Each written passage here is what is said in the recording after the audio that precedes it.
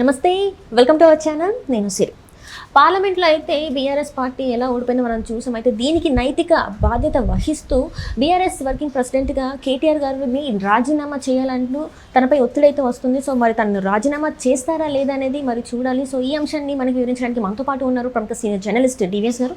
నమస్కారం సార్. నమస్తే సార్, ఇప్పుడు చూస్తున్నట్టయితే పార్లమెంట్ ఎన్నికల్లో బీఆర్ఎస్ అసలు కనీసం ఒక సీటు కూడా సంపాదించినట్టు అయితే లేదు. సో ఇక్కడ ఏదైతే ఈ ఓడిపోయిన పరిస్థితుల్ని అందరూ దృష్టిలో పెట్టుకొని సో బీఆర్ఎస్ వర్కింగ్ ప్రెసిడెంట్ హోదా నుంచి తప్పుకోవాలని రాజీనామా చేయాలని అని చెప్పేసి అయితే కేటీఆర్ మీద ఒత్తిడి వస్తుందని చెప్పేసి అయితే వార్తలు వస్తున్నాయి. ఇందులో ఎంతవరకు వాస్తవం ఉందంటారు సార్? చాలా తెలివైన నిర్ణయం. ఇప్పటికన్నా ఆయన రాజీనామా చేస్తే బీఆర్ఎస్ కొంతవరకైనా కోలుకునే అవకాశం ఉంది. ఏంటంటే ఎప్పుడో చేయాల్సింది. అసెంబ్లీ ఎన్నికల్లో ఓడిపోయినప్పుడే కనుక నైతిక బాధ్యత వహించి తొలగి ఉన్నట్లయితే పార్లమెంట్ ఎన్నికల్లో ఈ పరిస్థితి వచ్చేది కాదు. చేతులు గాలినా కాకులు పట్టుకున్నట్టు అంటారు. ఇక్కడ చేతులు కాదు గాలేదు, ఒళ్ళంతా గాలినా కాకులు కప్పుకున్నట్టుగా ఉందన్నమాట. జరగాల్సిన డ్యామేజ్ జరిగిపోయింది. ఇక బీఆర్ఎస్ బతకదు. ఉన్న బీఆర్ఎస్ అంతా కూడా బీజేపీలో కలిసిపోయింది అనే విమర్శ ఇవాళ కేసీఆర్ బీజేపీ మాట్లాడుకున్నారు. బీఆర్ఎస్ ఓట్లన్నీ బీజేపీకి వేయించారు అని చెప్పి ముఖ్యమంత్రి రేవంత్ రెడ్డి నిన్న ప్రెస్ మీట్లో తీవ్రంగా ధ్వజమెత్తారు. 40% ఉండాల్సినటువంటి వాళ్ళ బీఆర్ఎస్ ఓటింగ్ ఎందుకు మరి 16% పడిపోయింది. ఆ 24% అతను అమ్మేశాడు. ఏది కవితని జైల్లో పెట్టడం ద్వారా ఇవాళ కవిత బయటికి రావాలంటే బీజేపీలో బీఆర్ఎస్ విలీనం చేయాలన్నటువంటి ఒక రాజీ సూత్రం ఏదో పెట్టుకుని ఈ ఓట్లన్నీ కూడా వాళ్ళకి వేసి బీజేపీని 8 ఎంపీ సీట్లలో గెలిపించారంటే బీఆర్ఎస్ బీజేపీతో కొల్లైడ్ అయింది అని ఎవరంటున్నారు? రేవంత్ రెడ్డి అంటున్నారు. ఇప్పుడు ఈరోజు కిషన్ రెడ్డి ప్రెస్ మీట్ మనం చూసాం. ఏంటి స్పష్టంగా మాట్లాడారు. కిషన్ రెడ్డి బీజేపీ ఎలా ఇక్కడ తెలంగాణలో ఒక వటవృక్షంగా మారుతోందో కనపడుతోంది. 8 అసెంబ్లీ సీట్లు, 8 పార్లమెంటు సీట్లు, రేపు 88 అసెంబ్లీ సీట్లు అంటున్నాడు. 88 అంటున్నాడు. అంటే మొన్న అసెంబ్లీ ఎన్నికల్లో ఎన్ని సీట్లు వచ్చాయి? 8 వచ్చాయి. ఇవాళ పార్లమెంట్ ఎన్నికల్లో ఎన్ని వచ్చాయి? 8 ఎంపీల్లో గెలిచారు. నెక్స్ట్ అసెంబ్లీ ఎలక్షన్లో మేము 88 అసెంబ్లీ సీట్స్ కొడతాం, గవర్నమెంట్ మాదే, ముఖ్యమంత్రి పీఠం మాదే అంటున్నాడు కిషన్ రెడ్డి. అంటే ఏ విధంగా ఇక్కడ బీజేపీ బలపడింది.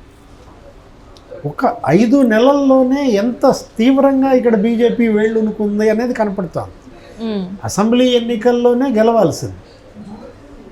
కాంగ్రెస్ ఇవాళ ముఖ్యమంత్రి అయిన దీంట్లో అసలు ఆ స్థానంలో బీజేపీ ఉండాలి. ఎందుకంటే బండి సంజయ్ చేసినటువంటి పోరాటం మనం చూసాము. కొన్ని ఏళ్లుగా ఇక్కడ బీజేపీ ఎంత బలపడిందో, ఆందోళన ఎలా చేసిందో.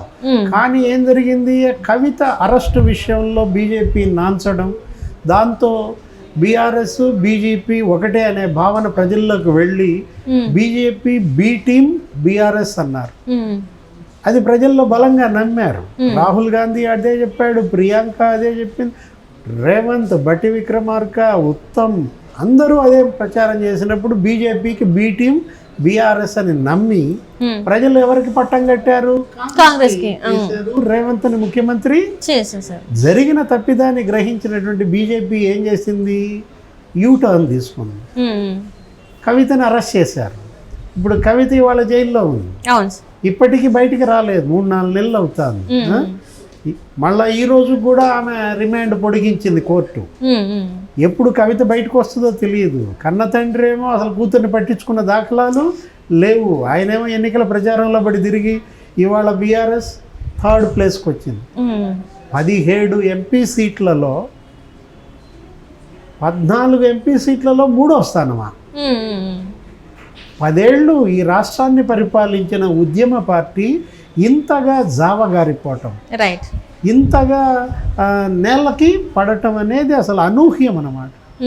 22 ఏళ్ల చరిత్ర పార్టీ ఒక దెబ్బకి బళ్ళున పగిలి గాలిబుడగ చందంగా మారింది. ఇప్పుడు కవిత అరెస్ట్ పరిణామాలే ఇలా జరిగితే రేపు పొద్దున మిగతా ఎంక్వైరీలు కూడా స్పీడ్ అయ్యి ఫోన్ ట్యాపింగ్ కేసు మరి ముఖ్యంగా హరీష్ రావు మెడకు చుట్టుకుంది అనుకోండి.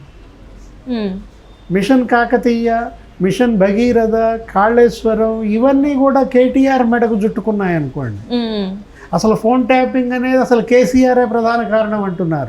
రేపు ప్రభాకర్ రావు వచ్చి కేసీఆర్ పేరు కనుక చెప్పినట్లయితే కేసీఆర్ను అరెస్ట్ చేయాల్సిన పరిస్థితి.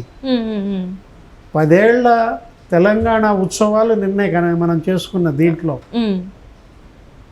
తెలంగాణ తెచ్చాను నేనే, తెలంగాణ పిత నేనే, ఫాదర్ ఆఫ్ తెలంగాణ అని పేరు మారుమోగించినటువంటి బీఆర్ఎస్ పరిస్థితి ఇలా మారిందంటే తెలంగాణ ఫాదర్ ఆయన కాదనమాట. ఫాదర్ ఆఫ్ తెలంగాణ కాదు అతను అంటూ సన్ ఆఫ్ తెలంగాణగా కూడా గుర్తించడానికి వీల్లేని స్థాయికి ఇవాళ కేసీఆర్ బీఆర్ఎస్ పార్టీలు చేరుకోవటమే ట్రాజడీ. ఇలాంటి విషాదంలో బీఆర్ఎస్ మునుగుద్దని ఎవరు ఊహించలేదు. చెరపకురా చెడేవు అని చెప్పి అధికారం ఉంది కదా అని విర్రవీగితే, కళ్ళు నెత్తికెక్కితే పరిణామాలు ఇలాగే ఉంటాయి. అంటే ఇక్కడ కూడా జగన్మోహన్ రెడ్డి అంటే కేసీఆర్ని జగన్మోహన్ రెడ్డి ఫాలో అయ్యారా, లేకపోతే జగన్మోహన్ రెడ్డిని కేసీఆర్ ఫాలో అయ్యారా? అంటే ఇక్కడ చూస్తే తెలంగాణలో సేమ్ సిచ్యువేషన్ ఉంది, ఆంధ్రాలో కూడా సేమ్ సిచ్యువేషన్ ఉంది. ఇద్దరు వాళ్ళ చేతులారా వాళ్ళ స్వయంకృత అపరాధం అంటారా? ఈ రోజు వాళ్ళు ఓడిపోయిన స్థితికి కారణం వాళ్ళంతటి వాళ్ళు చేసుకుంది అంటారా? ఇద్దరూ కూడా కుట్రలు వాళ్ళని కుంపముంచాయి, కుతంత్రాలు వాళ్ళని ఈ పరిస్థితికి తెచ్చాయి. పక్కాడిని నాశనం చేద్దాం అనుకుంటే మనం నాశనం అవుతామనే ఒక గుణపాఠం ఇద్దరికీ కూడా కాలమే నేర్పిందనమాట. కేసీఆర్ ఏం చేశాడు, 42 మందిని లాగేసుకున్నాడు. అటు కాంగ్రెస్ నుంచి, ఇటు తెలుగుదేశం నుంచి. తనకిచ్చిన మెజారిటీతో సంతృప్తి చెందకుండా 2014లో 2019లో తెలుగుదేశం పార్టీ వాళ్ళని ఎలా లాగేసుకున్నాడో మనం చూసాం. కాంగ్రెస్ నుంచి ఎమ్మెల్యేలని కొనేసిన పరిస్థితి. ఇప్పుడు ఆయన దగ్గర పరిస్థితి ఏంటి, ఆయన ఎమ్మెల్యేలు పక్క పార్టీలకి వెళ్తున్నారు, ఆయన ఎంపీలు అంటే ఏంటి, చెరపకురా చెడేవన్నమాట. అక్కడ జగన్మోహన్ రెడ్డి పరిస్థితి కూడా అంతే. అక్కడ ఆయన 4 ఎమ్మెల్యేలను లాగేసుకున్నాడు. వల్లభనేని వంశీ, మద్దాలగిరి, కరణం బలరాం, వాసుపల్లి గణేష్, ఆ 4 ఎమ్మెల్యేలని లాక్కుంటే ఇవాళ అతనికి గెలిచినటువంటి ఎంపీలు ఎంతమంది? 4 ఎంపీలు గెలిచారు. 22 మంది ఎంపీలని ఇవాళ 4 ఎంపీలకి పడిపోయారు. 151 మంది ఎమ్మెల్యేలని 11 మంది ఎమ్మెల్యేలకు పడిపోయాడు. చెరపకురా చెడేవు అంటే అదే అనమాట. చంద్రబాబు జైల్లోకి వెళ్తే వీళ్ళు పండగ చేసుకున్నారు. చంద్రబాబు జైలుకు వెళ్ళటం ఏంటి అని 70 దేశాల్లో జనం తిరగబడి రోడ్ల మీదకి వచ్చి ధర్నాలు, ఆందోళనలు చేస్తే ఎగతాళి చేశారు. ఇక్కడ మెట్రో విత్ సిబిఎన్ అని కానీ, లేకపోతే ఇక్కడ జరిగినటువంటి ఆందోళనలు చాలా చోట్ల చూసినప్పుడు కూడా ఏం జరిగింది, వాళ్ళని హింస పెట్టారు, టార్చర్ పెట్టారు. కేటీఆర్ ఏమన్నాడు, మీరు ఇక్కడ కాదు అక్కడ వెళ్ళి పోయి చేసుకోండి అన్నాడు. ఇప్పుడు తెలంగాణ జనం ఏమంటున్నారు,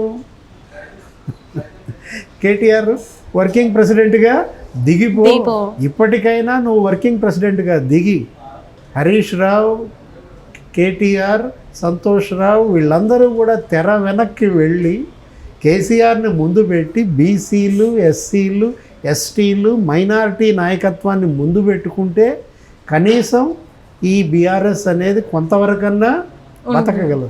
right sir, right. Thank you so much sir. నమస్తే.